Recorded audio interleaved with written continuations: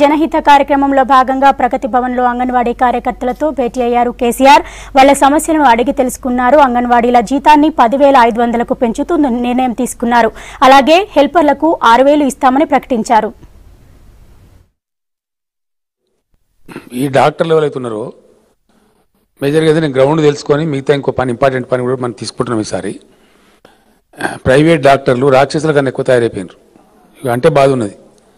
అక్కడ ఉన్నా లేకున్నా ఆపరేషన్లు చేయటం, గర్భసంచులు తీసేయటం, పరమ దుర్మార్గమైన నీచమైన కార్యక్రమాలు చేస్తారు. మంచి ఉన్న స్త్రీలను కూడా చెడగొట్టి వాళ్ళకి ఆరోగ్యం బాగున్న వాళ్ళని కూడా అక్కడికి లేనటువంటి పనులన్నీ చేసి కొన్నిసార్లు కొంతమంది చనిపోతున్నారు కూడా చాలా బాధ అవుతుంది. సో ఇవన్నీ తప్పానంటే మనం ప్రైవేట్ హాస్పిటల్ వరకు వాళ్ళు రాక్షసులాగా తయారవుతున్నారు. డెలివరీకి పోతే సిజేరియన్ ఆపరేషన్ చేయటం, ఇంకోటి చేయటం, అవసరం ఉండని లేపు అని పిచ్చి పిచ్చి కార్యక్రమాలు జరుగుతున్నాయి. దానికోసం మ్యాక్సిమం గవర్నమెంట్ హాస్పిటల్లోనే మనం డెలివరీ ఇన్స్టిట్యూషనల్ డెలివరీ చేయించినట్టయితే కొంచెం సేఫ్టీ ఉంటుంది, కొంచెం పద్ధతి ఉంటుందని ఒక ఆలోచన వస్తుంది. దానికోసం ఏంటంటే డబ్బు ఎంత ఖర్చు అయినా పెడదామని చెప్పి ఒక మంచి స్కీమ్ మొన్న మనోళ్ళు తమిళనాడు పోయి చూసి వచ్చిండ్రు. అక్కడ వాళ్ళు ఇంప్లిమెంట్ చేస్తున్నారు, బాగా సక్సెస్ఫుల్ ఉంది. వేరే చోట కూడా చేస్తున్నారు. అప్పుడు మనం ఏంటంటే రెండు జరుగుతాయి. ఒకటి సేఫ్ డెలివరీ అవుతారు, అనవసరమైనటువంటి ఆపరేషన్లు ఈ పిచ్చి పనులను తప్పుతాయి. తర్వాత పిల్లలకు ఇమ్యునైజేషన్ చేయించడానికి కూడా మనం కొంత డబ్బు ఇద్దాం అనుకుంటున్నాం. దాదాపు ఒక 15,000 ఈచ్ గర్భవతి మహిళకి ఇద్దామని. ఎందుకంటే కొంతమంది ఉంటారు పాపం, వాళ్ళు పని చేస్తే తప్ప రెక్కాడితే తప్ప డొక్కాడదు అన్నట్టు పని చేస్తే తప్ప వాళ్ళకు జరగదు. ఆ టైంలో పని చేయలేరు, వేజ్ రాదు, అంటే కూలి రాదు, వాళ్ళకు రావాల్సిన డబ్బు చేతికి రాదు. అట్లా కూడా వాళ్ళకి ఇబ్బంది ఉండకుండా, ఇంట్లో వాళ్ళని చిన్న చూపు చూడకుండా ఒక 12,000 రూపాయలుగా స్మిత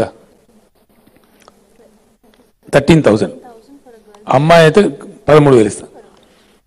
డెలివరీ అయ్యేటువంటి స్త్రీకి 12,000 రూపాయలు ఇద్దామని ఒక ఆలోచన, 3 విడతలుగా. అంటే 4,000 ఒకసారి, 4,000 ఒకసారి, 4,000 ఒకసారి. ఒకవేళ డెలివరీ ఆమె ఆడపిల్లని కన్నదనుకోండి, ఒక 1,000 రూపాయలు ఎక్కువ ఇద్దామని అట్లా ఇన్సెంటివ్. ఎందుకంటే ఆడపిల్లలు పుడితే చంపేయడం, పిచ్చి పిచ్చి పనులు చేస్తాను కదా విధవలంతా, అని జరుగుతాయి. దానికోసం ఇన్సెంటివ్ లాగా ఉండాలని చెప్పి ఒక 1,000 రూపాయలు ఎక్కువ ఇస్తారు ఒకవేళ గర్ల్ చైల్డ్ అయినట్టయితే. తర్వాత ఒక 2,000 రూపాయల వర్తు 3 నెలల పాటు ఉపయోగపడేటట్టు ఆ చిన్నపిల్లలకు కావాల్సినటువంటి సోపు కానీ, సబ్బు కానీ, ఆ పౌడర్స్ అవి రకరకాలు ఉంటాయి కదా, ఆ పిల్లని బలపెట్టేటువంటి ఒక చిన్న మ్యాట్ కానీ అవన్నీ కూడా ఇస్తారన్నమాట. ఇక్కడనే కిట్ ఇస్తారు, ఒకటి మంచి కిట్ ఇస్తారు, చాలా బాగుంటుంది. తమిళనాడులో మనం తెచ్చి చూపెట్టిన వాళ్ళు ఇస్తున్నారు, బాగా ఉపయోగపడుతున్నది. పేద స్త్రీలు పిల్లలు ఇన్ఫాంట్ మోర్టాలిటీ, చిన్నపిల్లల యొక్క మరణాలు తగ్గాలి. గొప్ప రాష్ట్రం అంటే ఏంటంటే పుట్టిన వాళ్ళ యొక్క చిన్నపిల్లలు చనిపోవడం అంటే తగ్గితే అదొక ఇంటర్నేషనల్ ఇండెక్స్. అది వీళ్ళు బాగున్నారా లేదా, చక్కగా ఉందా లేదా అని చూడడానికి అదొక ఇండెక్స్. ఆ ఇన్ఫాంట్ మోర్టాలిటీ రేట్ అంటే, ఇన్ఫాంట్ అంటే చిన్నపిల్లలు, మోర్టాలిటీ అంటే చావులు, ఎంతమంది పుడితే ఎంతమంది బ్రతుకుతున్నారు అనేది ఒకటి చూస్తారనమాట.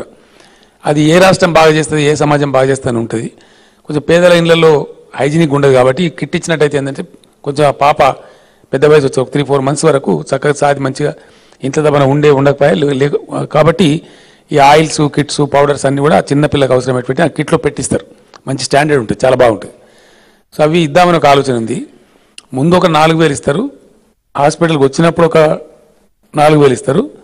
మళ్ళీ టీకా వేసుకుని ఇమ్యునైజేషన్, పోలియో టీకా వేయడానికి వస్తే అప్పుడు మళ్ళీ 5,000, ఆడపిల్ల అయితే 5,000 లేకపోతే 4,000 ఇచ్చి పంపిస్తారు ఇంటికి. సో ఆ విధంగా మంచిదేనా ఈ స్కీమ్? బాగా ఉపయోగపడుతుంది ఇది.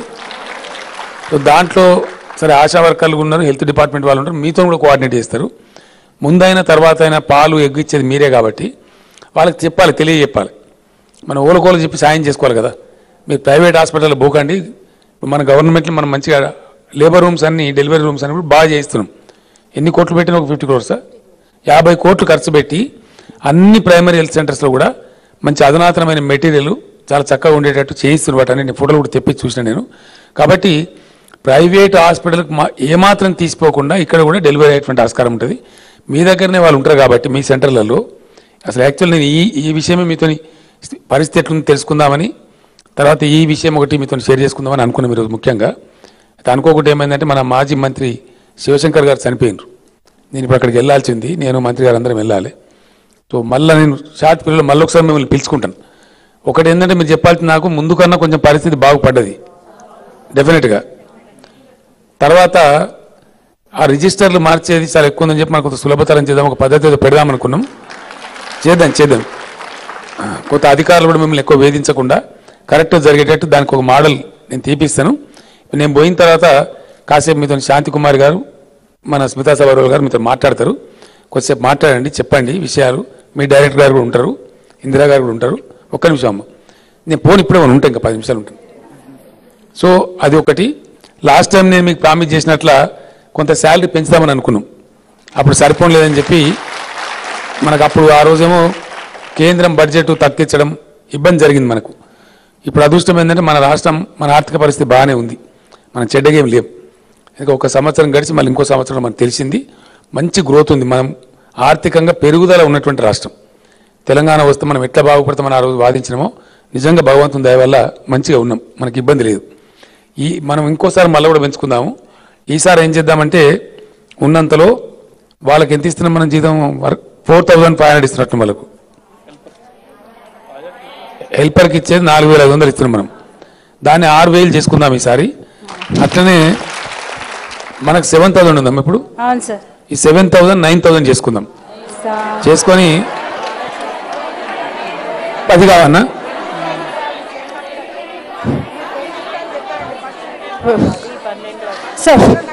సార్ ఒక్క చెప్పాలి.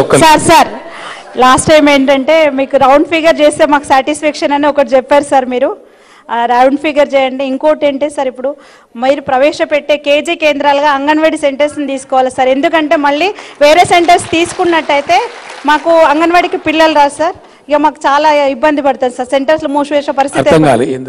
అంగన్వాడీ కేంద్రాలను కేజీ సెంటర్స్ సార్, ఇప్పుడు నర్సరీ, ఎల్కేజీ, యూకేజీ కేంద్రాలుగా అంగన్వాడీ కేంద్రాలను తీసుకోవాలని మేము 100%. ఇప్పుడు ఏం జరుగుతుందంటే మనము కూర్చోండి మీరు. Okay sir. నేను 9000 అనుకున్నా, మీరు 10,000 అడిగినారు. ఒక పని చేద్దాం, వినండి వినండి వినండి వినండి నేను చెప్పేది. ఒక పని చేద్దాం,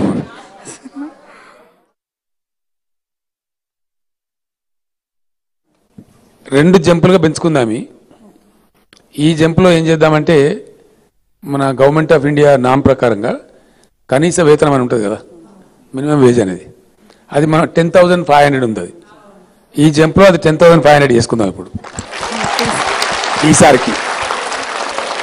వాళ్ళ మీతో పనిచేసే వర్కర్స్ ఉంటారు కదా, వాళ్ళేమో 6,000కి వస్తారు, మీరు 10,500కి వస్తారు. మీరు భగవంతుని మొక్కండి, మన రాష్ట్రం మంచిగా పెరగనని. నెక్స్ట్ ఇయర్ పిలిచి మీరు డిమాండ్ చేసే అక్కర్లేదు, మీరు ఏం గొడవలు చేసుకుని అక్కర్లేదు. నెక్స్ట్ ఇయర్ మళ్ళీ నేను మంత్రి గారు కూర్చొని పిలిచి మళ్ళీ ఒకసారి నేను పెంచుతాను మీకు. వచ్చే సంవత్సరం కూడా పెంచుదామి. ఇప్పుడు ఇంతవరకు సరిపెట్టుకుందాం. 10,500 ఇప్పుడు చేసుకుంటాము. నెక్స్ట్ ఇయర్ మళ్ళీ కొంత పెంచుకుంటాము. అల్టిమేట్గా చెప్పమ్మా, మీరు ఒక మాట చెప్పాలా, మీరు పనిచేసేది ఇప్పుడు మీ సొంత ఊళ్ళలోనే కదా? అవును సార్. కాదు, మీ సొంత గ్రామాలు మీరు పనిచేసేది, మీ నేటివ్ విలేజ్లోనే. మీ లోపల ఇల్లు లేని వాళ్ళు ఉంటే కడదాం సార్. ఒకటి సార్, 2 విషయాలు నేను చెప్తాను, కూర్చోమ్మా. లాస్ట్ టైం మీరు నాకు ఏం చెప్పానంటే 2 విషయాలు. ఒక్క నిమిషం. ఆసరా అంటే ఒకవేళ వితంతువులు ఉంటేనమ్మా,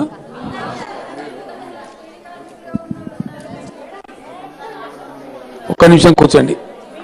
నేను ఒక మాట చెప్తానమ్మా, కూర్చో. అందరు వినండి, మళ్ళీ మాట్లాడదామి. ఒక్క నిమిషం. గవర్నమెంట్లో ఏముంటుందంటే ఒక పద్ధతి ఉంటుందమ్మా, మనం పెట్టే ఖర్చుకు ఆడిట్ అని ఒకటి చేస్తారు. మనల్ని కూడా లెక్క అడిగేవాడు ఉంటాడు వాడు. గవర్నమెంట్ కాబట్టి మన ఇష్టం వచ్చినట్టు చేయడానికి ఉండదు.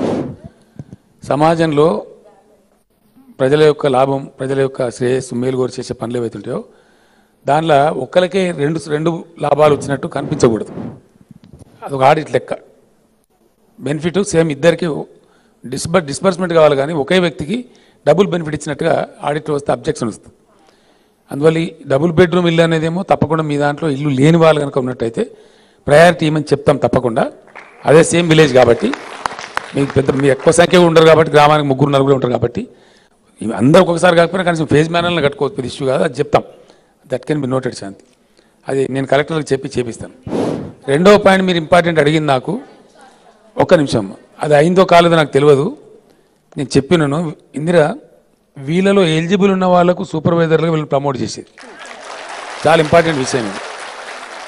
వీళ్ళలో ఎవరైతే చదువుకొని ఉంటారో ఎడ్యుకేషన్ క్వాలిఫికేషన్ ఉంటుందో వీళ్ళు ఇదే డిపార్ట్మెంట్లో ఇప్పుడు ఆల్రెడీ పనిచేస్తాను వాళ్ళకి తెలుసు, నేచర్ ఆఫ్ వర్క్ తెలుసు, వాళ్ళు చాలా పర్ఫెక్ట్గా సీనియారిటీ వచ్చింది. వాళ్ళకి ఇస్తున్నారా మీరు ఇప్పుడు? ఒక్క నిమిషం, మీకు ప్రమోషన్లు వస్తున్నాయమ్మా సూపర్?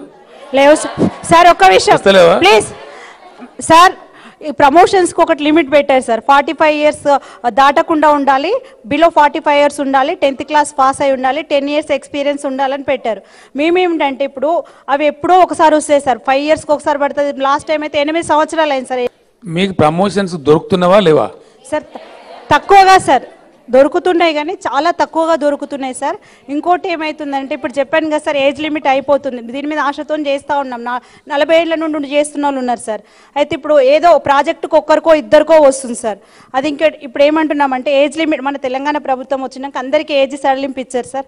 అలాంటప్పుడు మాకు కూడా ఏజ్ సడలింపు ఇచ్చేసి సీనియారిటీకి కొంచెం ప్రియారిటీ ఇవ్వాలి సార్. మేము ఇన్నేళ్ళు చేస్తూ ఉన్నాం. రీసెంట్గా వచ్చిన ఆమెకు ప్రమోషన్ వస్తుంది, 40 ఏళ్ల నుండి చేస్తున్న ఆమెకు ప్రమోషన్ లేదు సార్.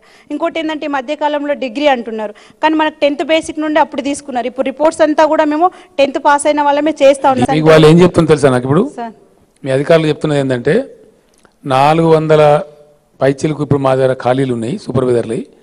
అందులో డైరెక్ట్ రిక్రూట్మెంట్ పోను 300 పైచీలకు పోస్టులు మీకు ప్రమోషన్ కింద ఇవ్వాల్సినట్లాంటివి ఉన్నాయి.